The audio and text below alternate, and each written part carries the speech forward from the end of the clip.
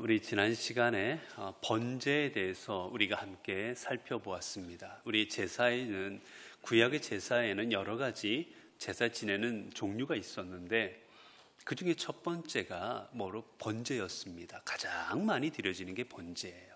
번제는 말 그대로 제물을 다 태워서 드리는 그런 제사입니다.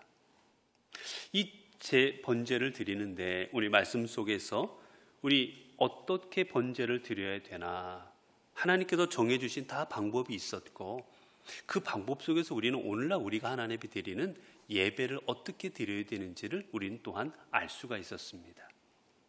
지난 시간에 본 것처럼 하나님께서 주시는 그 번제 드리는 방법 첫 번째는 누구든지 드리라는 거였어요.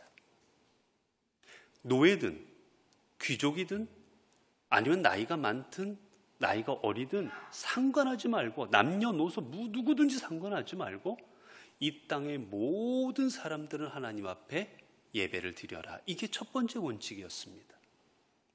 그리고 또 무엇이었습니까? 여호와께 드릴지어다입니다. 우리가 예배는 여러분 우리가 즐겁기 위해 드리고 내가 감동받기 위해 드리는 거 아닙니다. 예배는 오직 하나님께서 받으시도록 드리는 거지, 내가 기쁘고 내가 감동이 있고 내가 뜨거워지고 아닙니다. 하나님께만 드리는 거예요. 그게 바로 예배의 기본 자세입니다. 그리고 또 본문에 보게 되면 무엇을 드리라고 했습니까? 2절에 보면 너희 중에 누구든지 여호와께 예물을 드리려거든 가축 중에서 드려라 라고 되어 있어요. 가축은 내가 기르던 짐승 중에서 드리라는 겁니다. 이 말은 바깥에 돌아다니는 그런 산짐승이나 이런 거를 잡지 말고 내가 애지중지 기른 내 양, 내 소를 드리라는 거예요, 여러분. 이건 뭡니까?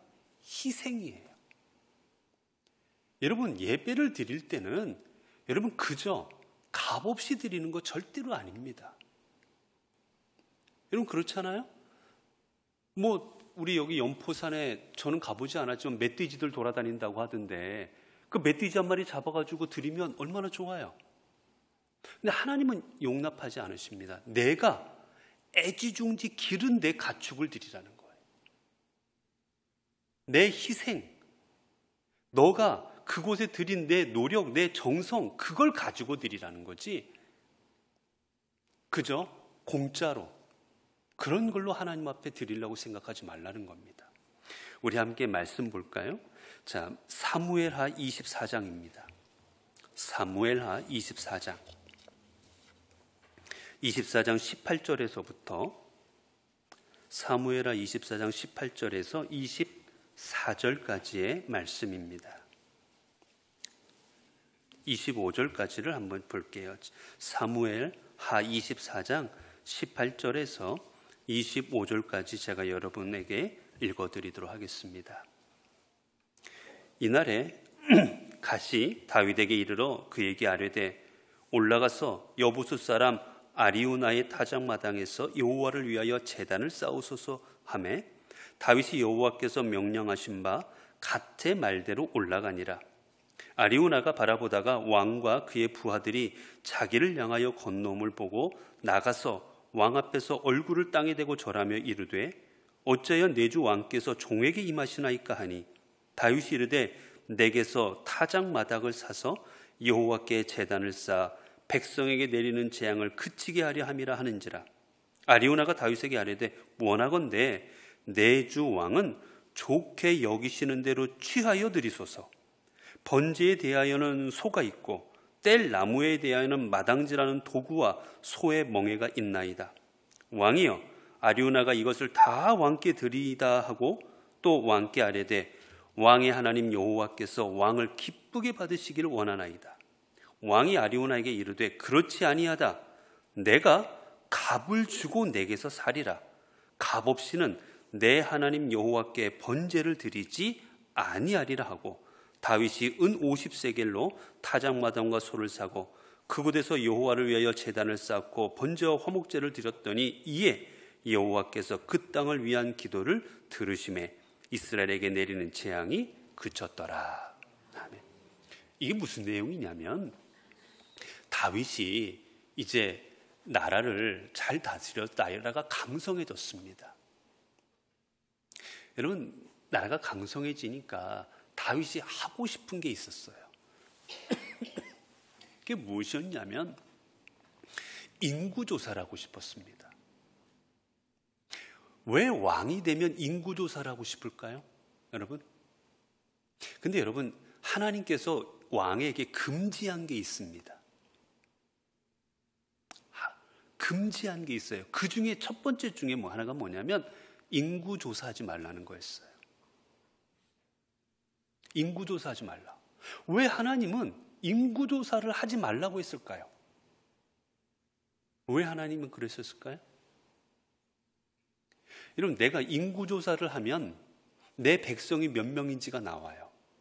그러면 내 백성 중에서 내가 군대를 얼마나 모을 수가 있고, 내가 이 백성 중에서 세금을 얼마나 거둘 수가 있고, 내 힘이 얼마나 되는지 다 가늠이 됩니다. 이제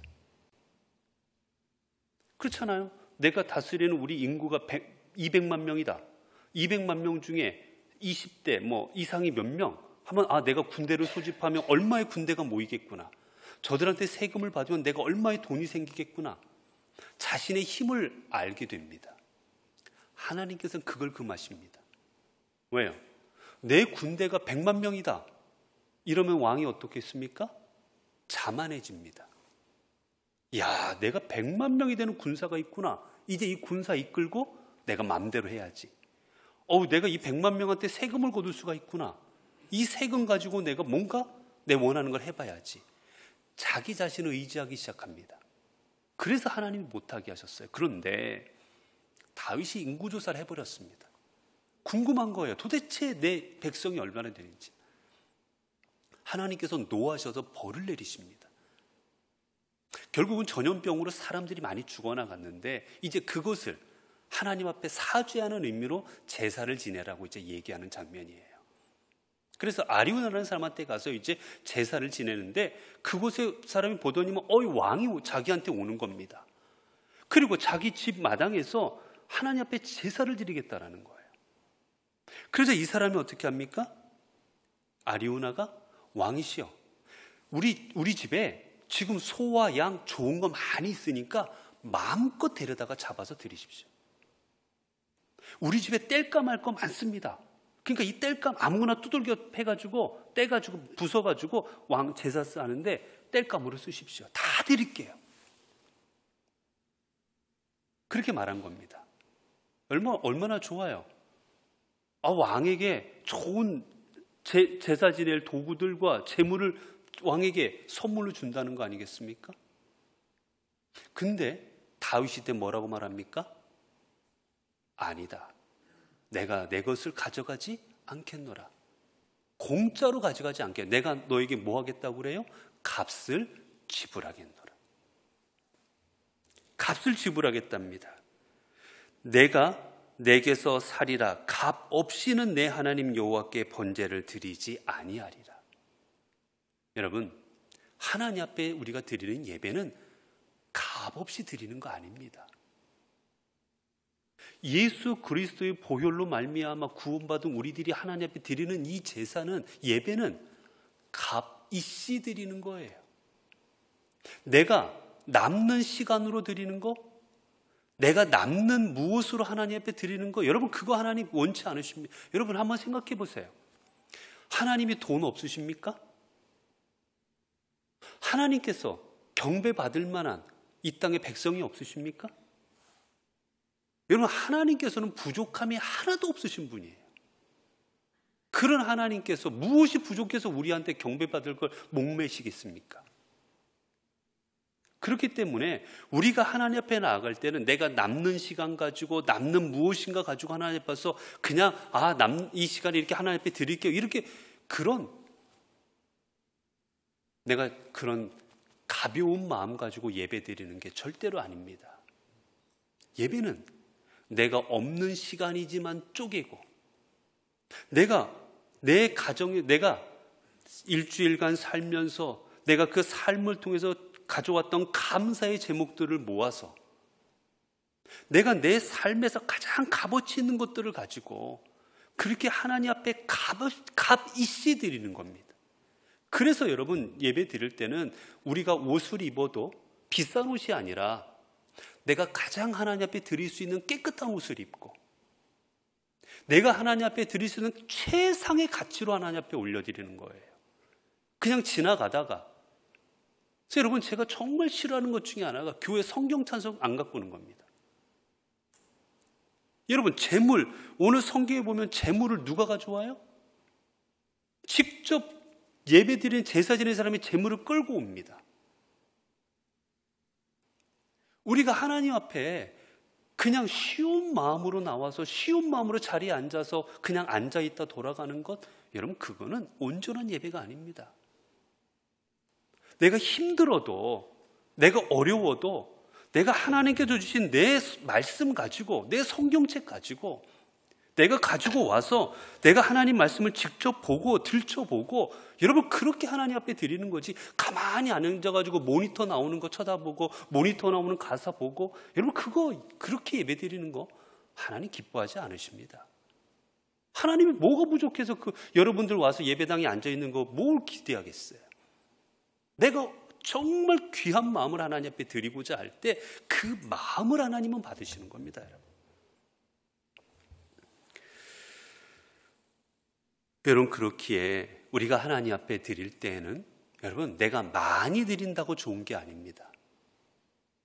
내가 하나님 앞에 예배를 50몇 번 드렸고 내가 예배 일주일에 몇 번, 여러분, 그런 게 중요한 게 아니에요. 내가 얼마나 값이시 드리고 있느냐, 내가 얼마나 간절한 마음을 가지고 하나님 앞에 나와서 드리고 있느냐, 내 심령이 얼마나 하나님을 향해져 있느냐, 그게 중요한 거지.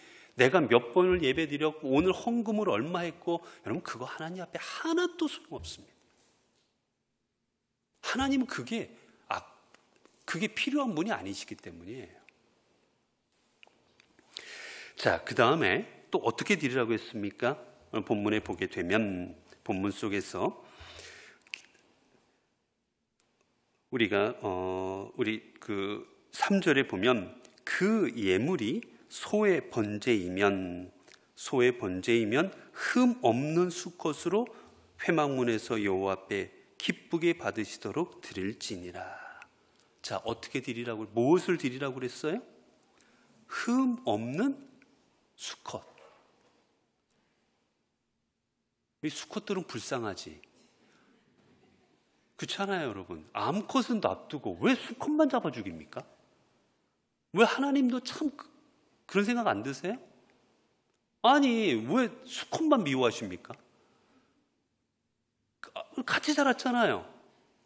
암놈도 통통하니 살찐 애들이 있었을 텐데, 왜 수컷만 그냥 그렇게 잡아서 제물바치를 하셨습니까? 하나님이 수컷은 미워하시고 암컷만 이뻐하셔서 그럴까요? 여기는 두 가지 의미가 있습니다. 하나는, 여러분, 여기서 수컷이라는 말에는 동물의 예를 들면 소의 대표라는 의미예요. 양이면 양의 대표라는 의미입니다. 예전에는 집안의 가장과 모든 것의 중심이 누구였어요? 남자였지 않습니까? 그래서 그 가장 중심되는 것, 대표되는 걸로 드리라는 거지, 수컷만 미워하시고 암컷은 이뻐지면 그런 차원이 아니고요. 이 수컷이라는 것은 바로 대표성을 말하는 겁니다. 동물의 대표를 이야기하는 거예요. 여러분, 하나님 앞에 우리가 나아갈 때는, 여러분, 이처럼 대표의 권위가 인정될 수 있어야 돼요. 여러분, 가정에서 남편이든 아내든 가장으로서의 대표가 있는 겁니다, 여러분. 하나님께서는 여러분 동등됨, 여러분 우리가 평등이라는 것도 물론 있죠. 남녀가 무슨 차별이 있겠어요. 하지만 그럼에도 불구하고 하나님께서는 그 가정의 가장을 하나님께서는 선택하십니다. 그 가장이 남편일 수도 있고 여자일 수도 있어요.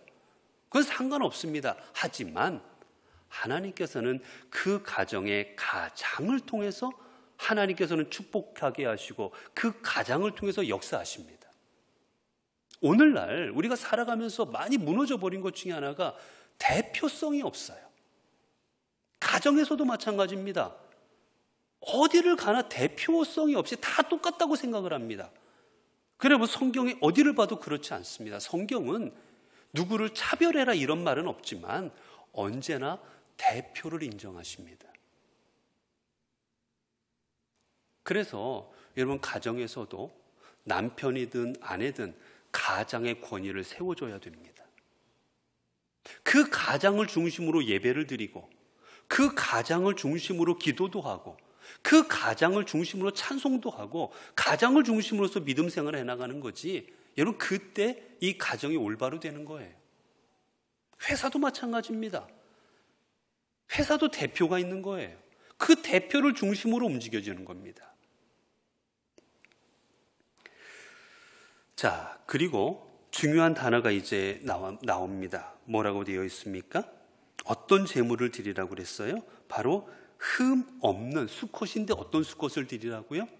흠 없는 수컷을 드리라 하셨습니다.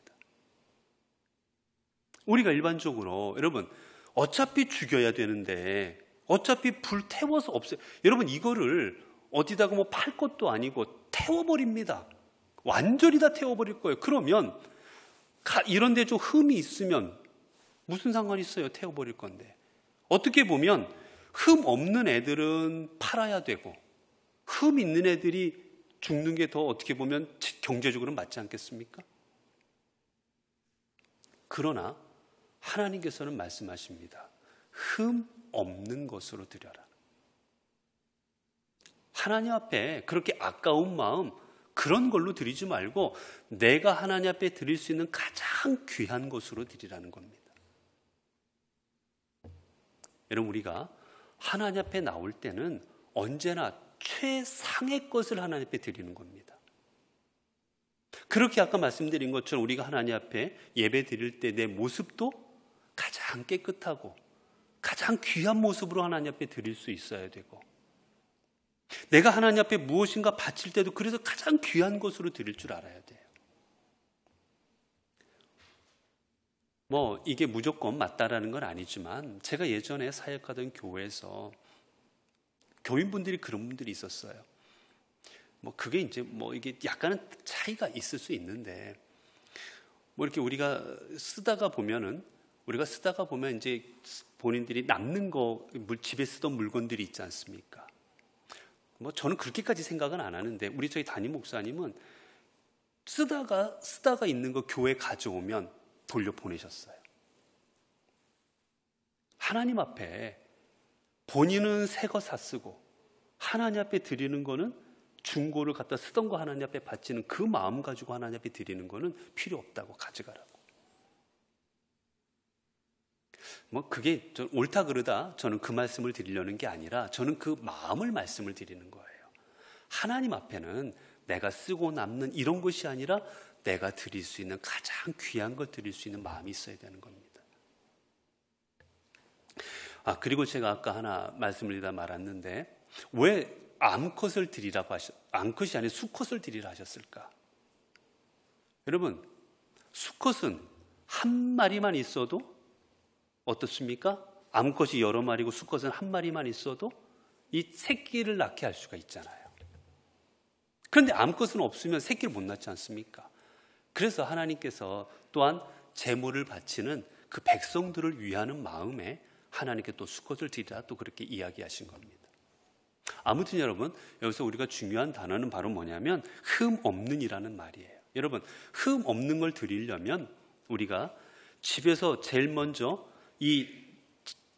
내가 만약에 이 소를 데려다가 제물로 바치려고 합니다. 근데 하나님께서 흠 없는 걸 바치라 했어요. 그러면 내가 맨 먼저 해야 되는 작업이 뭡니까? 소 중에서 고를 때 어떻게 골라요? 얘가 흠이 있나 없나 골라야 됩니다. 그냥 하나 잡히는 걸 가지고 너가 오늘 가야 되겠다야 잡아가는 게 아니라 이 녀석이 흠이 있나 없나 깨끗 살펴보고 또 다른 녀석도 흠이 있나 없나 구석구석을 다 살펴봐야 되는 거예요. 여러분, 제사가 어디서부터 시작된다고 생각하십니까? 우리 여긴 교회 다니신 분이니까 그렇지만 제사 지낼 때 보면, 제도 예전에 제사 지내는 분들 보면 제사 지낼 어디서부터 시작합니까? 장에 가서 가장 좋은 과일들, 그 제수용품들을, 그 비싸도 제일 좋은 것들을 사시더라고요. 여러분, 제사는 거기부터가 시작입니다. 제단 차려놓고 절하는 것부터가 제사가 시작이 아니에요, 여러분. 제사는 내 조상에게 바치기 위해서 시장에 가서 비록 제일 비싸도 제일 좋은 물건을 고르는 것부터가 제사가 시작되는 겁니다. 마찬가지예요. 하나님 앞에 예배 제사 지내는 것도 내가 이 양이, 이 소가 어디 흠이 있나 없나 면밀하게 살펴보는 것, 거기서부터가 제사가 시작되는 겁니다. 여러분, 그렇게 말하면 우리 예배가 언제부터 시작됩니까? 여러분, 예배가 주일날 아침부터 시작되는 게 아니에요. 예배는 내가 일주일 동안 하나님 앞에 나가기 위하여 내 마음을 준비하고 내 몸을 준비하는 그 순간부터가 예배의 시작인 겁니다. 그래서 여러분, 어떻게 보면 제가 언젠가 얼마 전에도 우리 교인분들한테 말씀을 드렸는데, 여러분, 우리들에게 있어서 토요일은, 기독교인에게 있어서 토요일은 여러분 쉬는 날이 아닙니다. 토요일은 어떤 날인지 아십니까? 주일을 준비하는 날입니다. 여러분, 우리가 큰 공연이 있다고 생각해 보세요. 큰 공연이 있으면 그 공연을 준비하는 사람들은 전날부터 조심합니다. 그 공연을 위해서 스케줄을 비우고 그 공연을 위해서 미리미리 준비합니다. 내일 공연이라고 오늘은 놀고 내일부터 하는 게 아니에요. 내일이 공연이면 오늘부터 준비합니다. 우리도 마찬가지예요. 주일이 하나님을 만나는 날이라면 우리는 언제부터 준비하는 겁니까? 일주일 내내 준비하는 거예요. 하지만 기본적으로는 토요일도 준비하는 겁니다. 그래서 우리는 여러분, 토요일에 함부로 우리가 놀러 다니거나 우리가 함부로 어디 저녁에 뭘 하거나 이런 일들은 조심해야 됩니다. 제가 부목사 할 때 어느 결혼식이 있었어요. 결혼식이 있어서 거기를 가는 김에, 그 결혼식장 가는 김에 저희 가족들을 데리고 결혼식장에 가고, 그리고 결혼식장 그 옆에가 약간 공원이 돼 있었어요. 그래서 공원 돼 있어서 잠깐 가족들하고 있다가 이렇게 들어왔어요. 들어왔는데 그 광경을 담임 목사님 보셨어요. 그날 얼마나 혼났는지 모릅니다. 목사가 토요일 날 가족들하고 놀다 왔다고. 길지도 않았어요. 2-3시간밖에 안 되는 시간이었습니다. 결혼식 끝나고 잠깐이었으니까. 그런데 그렇게 혼내시더라고요. 목회자가 기본 정신이 안 돼 있다고. 여러분, 우리가 예배는 주일날 아침부터가 아니라 준비하는 순간부터가 예배의 시작이고, 그렇게 해서 특별히 우리는 토요일을 그저 우리가 쉬는 날로 생각하는 게 아니라 하나님 앞에 예배 드리는 것을 준비하는 날로 생각해야 됩니다. 그래서 우리가 기본적인 것, 꼭 필요한 일들은 해야 되지만 우리가 피할 수 있는 것들은 피하면서 주일을 생각하고 보내야 되는 게 우리에겐 토요일인 거예요. 그래서 여러분, 토요일은 그저 내가 쉬는 날이 아닌 주님의 날을 준비하는 날이라고 생각하고 우리가 주님의 날을, 예배 시간을 준비하며 우리가 그렇게 보내야 될 것입니다. 이렇게 예배가 될 때 이 예배가 하나님께서 기뻐하시는 귀한 예배가 되어질 것입니다. 우리 함께 기도하겠습니다. 은혜로우신 하나님, 저희들을 십자가의 보혈로 깨끗게 하시어 저희들이 주님 앞에 나아가 예배 자리에 서도록 저희들을 인도하여 주심에 감사를 드립니다. 우리는 감히 하나님 앞에 설 수 없는 죄인들이었는데, 우리는 감히 하나님을 경배하고 하나님을 감히 아버지라 부를 수 없는 그런 죄인들이었는데, 우리 예수 그리스도의 십자가의 보혈로 말미암아 우리가 하나님을 아버지라 부르고 하나님의 자손이 하나님의 아들과 딸이 될 수 있었습니다. 하나님, 이제 주님의 백성, 주님의 자녀된 저희들 예배 자리에 설 때 이 자리가 얼마나 귀한 것인지를 기억하고 주님이 기뻐하시는 예배를 드릴 수 있도록 인도하여 주옵소서.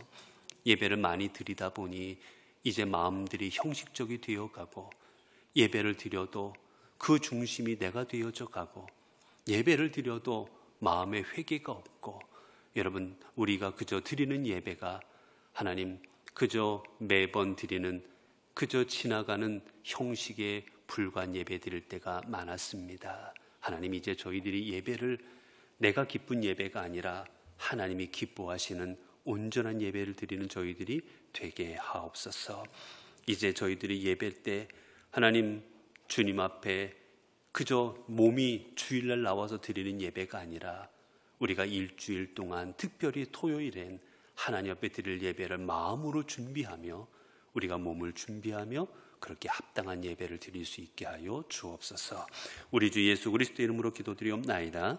아멘.